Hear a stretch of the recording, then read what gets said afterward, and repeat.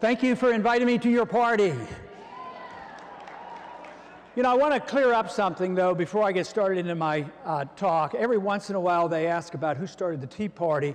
And somebody said at one time that, you know, I might be recognized as the father of the Tea Party. But I want to straighten that out. I have never claimed I am the father of the Tea Party movement. But I do claim I am the father of the junior senator from Kentucky.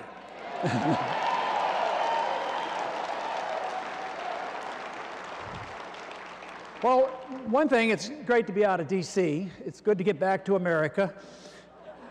And actually, I really mean it, because I get energized when I leave D.C. Sometimes that's depressing. It's not as depressing as it used to be. You know, a couple years ago, the Tea Party movement, people like you have gotten energized, and you sent us some help. And believe me, it's a lot nicer in D.C. than it was a few years ago.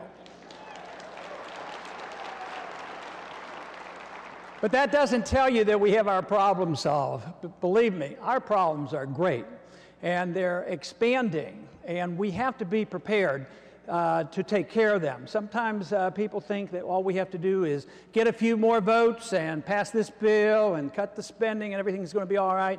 I think it's much worse than that. I think the deficit that we're dealing with and the momentum behind the spending is so overwhelming that this is only going to be turned around with a major, major event.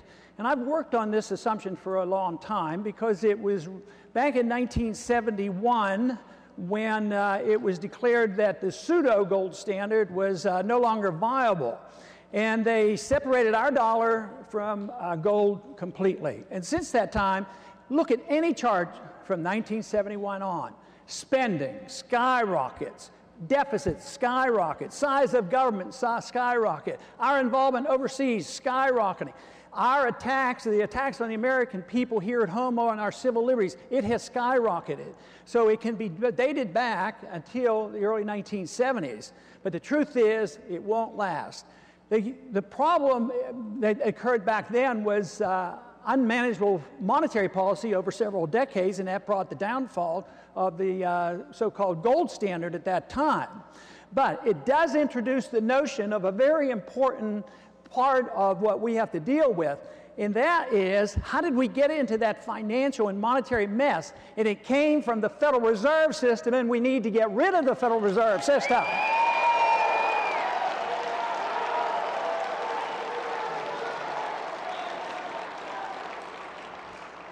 You know, I understand there's been a lot of talk at the convention about which is the best tax system. And quite frankly, I don't know which is the best tax system. All I argue is that I don't want any income tax. I want very little taxation. And the only way you can get that is if you agree on cutting the spending. Cutting the spending is the key to it. But all the discussion about the taxes are too high, spending too high, deficits too high, that's all very beneficial, but eventually we have to come up, you know, with a solution. Now, I don't think it's all that difficult. Sometimes I take it for granted that everybody knows what the solution is. How did we get into this mess? Well, we got into this mess because we were careless. The people were careless. We allowed the wrong kind of people to take over our government. We allowed them to vote for all the spending, and we allowed too many people to go to Washington that did not ever take their oath of office seriously. If that's the cause, why shouldn't the solution be sending only people to Washington who take their oath of office seriously and obey the Constitution?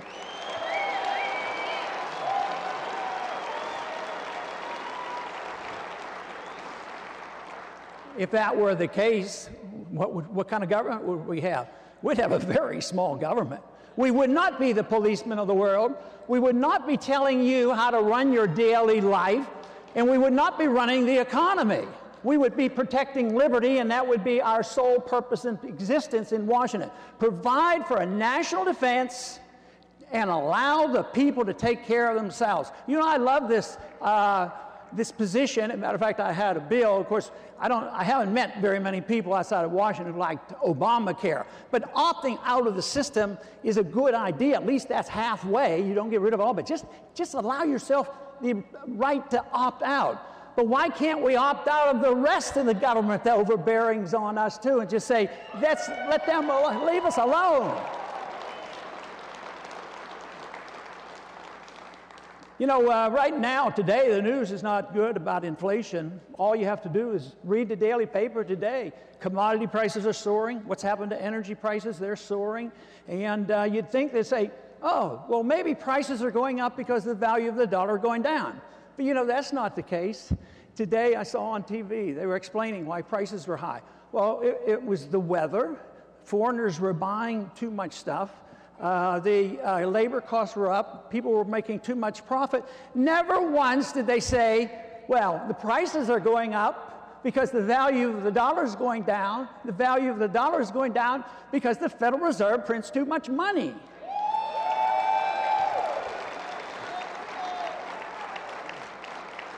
You know, and there's no reason why you can't relate the deficit to the monetary policy.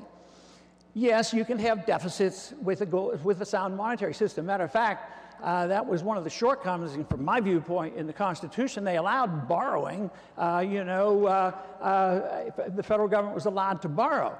But let's say we didn't have the Federal Reserve, and we had big government. They're spending too much money. They tax. They know there's a limit to the taxation because eventually it drives down economic growth. There's nobody left to tax anymore.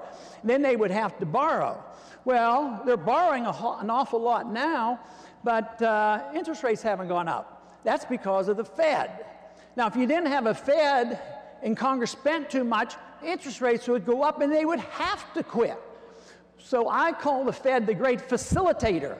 Without the Fed, you can't be financing undeclared, unwinnable wars around the world, and you couldn't finance the unsustainable welfare state. So you need to deal with the monetary system and the Federal Reserve.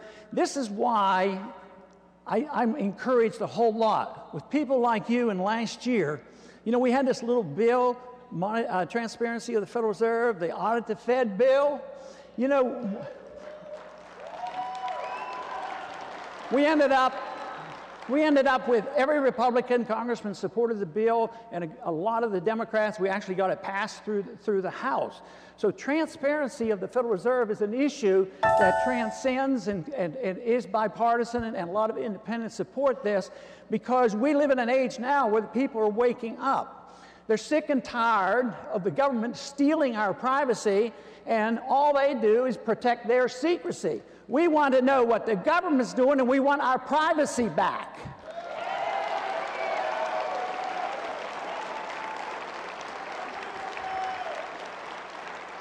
Now, if we expect to get our privacy back, we have to be very careful in the laws that we pass. After 9/11, you know, there was a lot of fear, and a lot of people were frightened, and a lot of people said to me personally, I know how you feel about this, Ron, but these are tough situations, and we have to give up some of our freedoms for our safety. And I agree. I say baloney. You never have to give up any liberty to be safe. Matter of fact, when you do, you're less safe, and that's where we are today.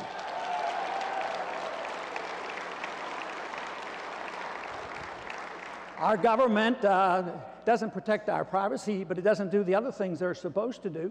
They're supposed to provide for a strong national defense. We spend more money than everybody else in the world, but I don't feel safer. Matter of fact, what I see is happening in the Middle East and around the world, it's endless spending, it's endlessly propping up of the military-industrial complex. It's just looking around for picking which dictator that we're going to support. Just think, we pumped in $70 billion propping up Mubarak. And now we're just looking around for the next dictator to prop up. I don't believe in any foreign aid and propping up anybody else. Let them pick their own leaders.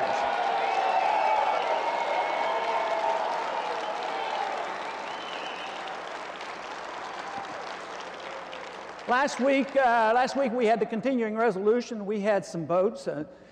They were important, but they weren't major to cut back. We cut back a little bit. But if you look at the votes, we had a lot of amendments. There were 700 filed. I don't know how many we voted on. But some of them we couldn't get more than 100 votes on. There was one, I think it was around $100 million to cut infrastructure building in Iraq. And we got 100 votes.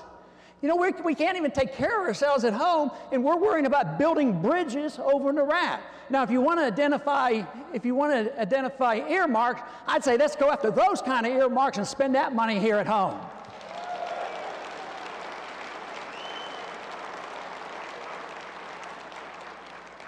But another responsibility of the federal government, they're supposed to protect our borders. But we're around the world trying to establish borders and remake the Middle East and do all these things, and yet our own borders aren't protected. So if we had a proper functioning federal government, we would be dealing with our own borders here and enforcing our own laws and worrying a lot less about what's going on overseas.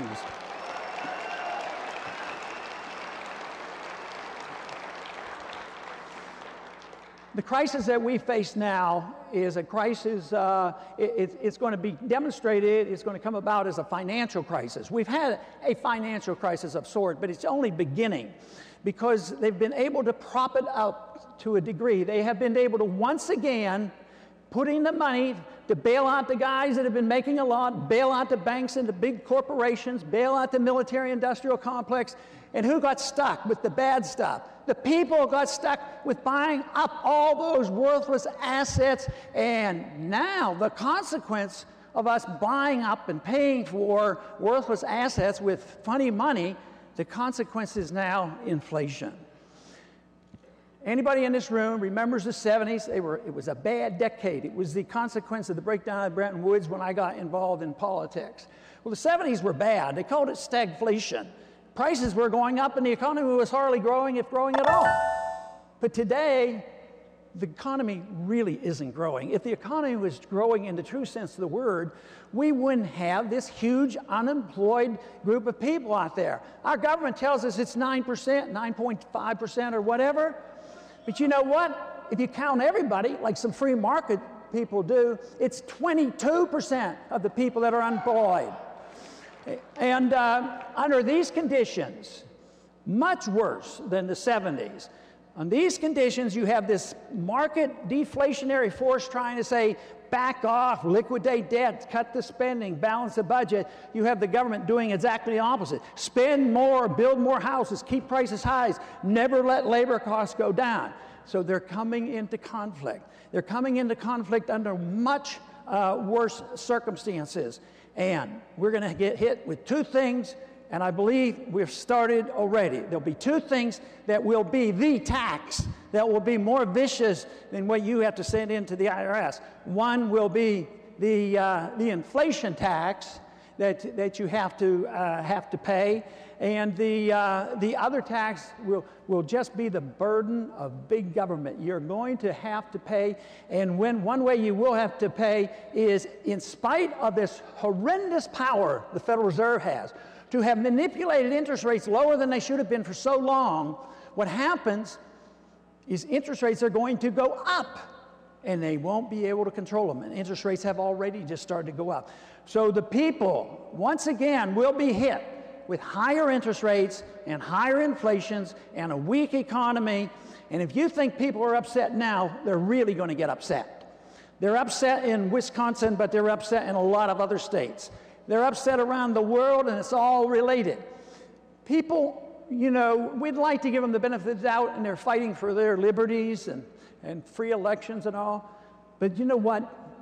A lot of them are fighting and angry and upset. They've tolerated dictators for 40 years. Why are they all of a sudden upset? Food prices are going up. Their jobs aren't there. I've often said, half-kiddingly, that, you know, some people said you vote from your heart or you vote from your head.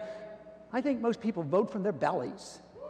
And when your belly's empty, you get angry and upset. And that's what's happening in the world. And we see no signs that true economic growth is coming. The people in Washington now believe economic growth comes from government spending and printing press money and passing out money. And all that does is get people to spend money, live beyond their means, and then it comes up with the inflation. Unless a country depends on hard work and effort, savings with a sound economy, and then investment, you have to have production. But because we have been doing it the wrong way for 30-some years, guess what? We had jobs leave this country. So we have lived off the benefits of being the reserve currency of the world issuer. We've been issuing the paper money and everybody has taken it, but they're not going to take it much longer. There's not an easy option with the other currencies. Just to go and buy euros or yen is not the solution, because we, in the last 40 years, have orchestrated a worldwide inflation based on the dollar. So what will happen is all the currencies will go down in value, prices are going up, and that's what's happening overseas. So in the next week, in the weeks to come, you're going to hear a lot about energy prices going up because of other reasons than the Federal Reserve. But they did that in the 70s. It was always the embargoes that caused the interest rates to go up. But they were going up because the dollar was going down. It's just the excuse to do it, and to raise the prices. So when this comes, you, especially because you have engaged in this debate, and I wished I could say you were the majority, but we are still the minority. But remember, an irate minority can accomplish a whole lot when you're determined to do it.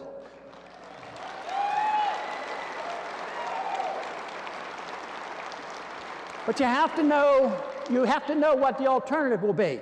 The Constitution is a good place to start. Sound money is another place. Balance the budget by cutting spending. Reject the notion of the empire. Reject the notion that we need the Patriot Act to make us safe. Reject the idea that we have to take care of everybody. Believe in liberty. That is the qualifier. If we believed in ourselves and in liberty, we have lost our confidence in it. And liberty has to be restored. 100 years ago, we as a country took liberty and chopped it into pieces. We talked about personal liberty and economic liberty and then a foreign policy all over the place. It's all one piece. Your personal liberty and your economic liberty is the same liberty that gives you your right to practice your religion and lead your life as you so choose. It's all one piece. We want a free society because it releases creative energy. That's what we need. We need the government to deal with the general welfare, but it isn't redistributing wealth. The general welfare means sound money and private properties, the Second Amendment, the Fourth Amendment, the whole works. That's what we're supposed to be doing. But liberty is the instrument that allows us to strive. You know, when government strives to make us better people and make the world better, it doesn't work. They do it at the expense of liberty.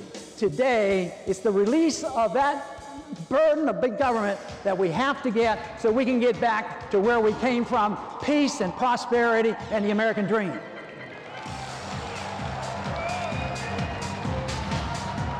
Thank you.